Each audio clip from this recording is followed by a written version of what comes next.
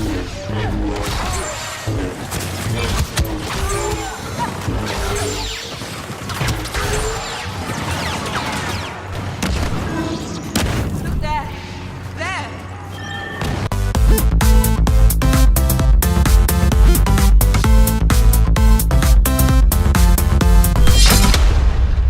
everyone and welcome back to the channel.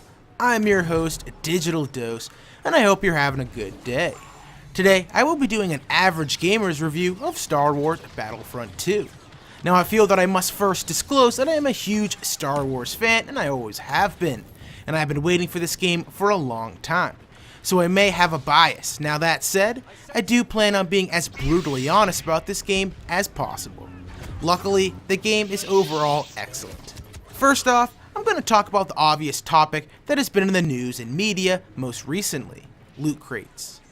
Recently, EA has completely removed microtransactions from the game, removing a lot of the pay-to-win complaints that the game has received most recently in the news. Now, statistically speaking, the loot crates do improve your star cards, increasing them by a certain percentage or a radius. Now that is undeniable, but after playing Battlefront 2 for a while, I can honestly say that this has been blown up way too much in the news. Now, the effectiveness of star cards is not what the news would have you think. Even if I have an epic level star cards, I still die to players who are more skilled than me or catch me off guard.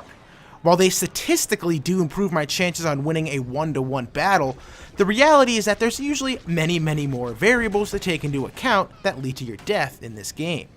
Now, when it comes to Starfighter Assault, I must admit that some of the cards do significantly increase your skill. Now, for example, there's one for the Interceptor where it increases your turn radius, even for the Bombers where it allows you to take more damage. Now that the microtransactions have been removed, though, you can't pay to win, so it looks like we're all going to be grinding for these achievements together. Next, I want to talk about the length of matches, specifically Galactic Assault. Some maps like Kashyyyk and Hoth have nailed this because their first stages involve a long phase and usually makes it to the second phase, about 90 to 100% of the time. Some maps like Starkiller Base and the Death Star that jump you right into the action tend to end way too short though.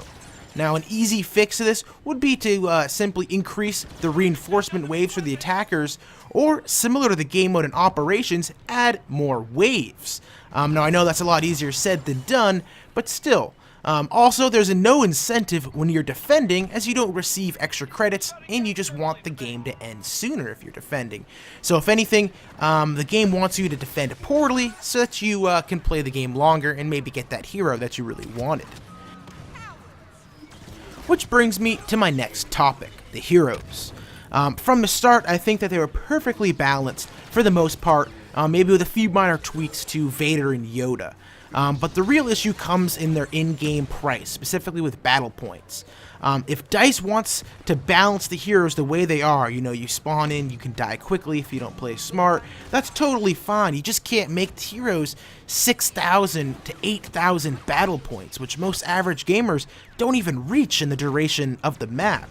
Now, reducing the cost won't change skilled players from getting there first, but instead, if anything, it'll cause them to die sooner, allowing other players the chance to play the hero when they finally do reach that battle point threshold.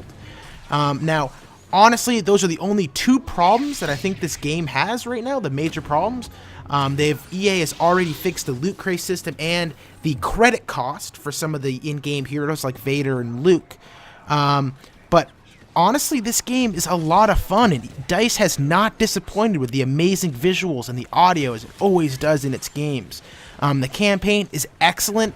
I can't believe it took us this long to finally get a AAA title, Star Wars Battlefront campaign in a game. It's absolutely excellent. The Starfighter Assault could be sold as a game in and of itself.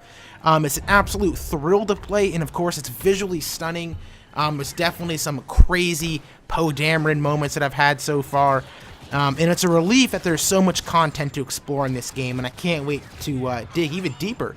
So please let me know your thoughts down in the comments. What you guys think about this game so far? What are some of your complaints, and what do you guys like? Or maybe what's your favorite hero? And of course, let me know some of the videos you guys would want to see about Battlefront 2 in the future. And as always, Digital Dose out.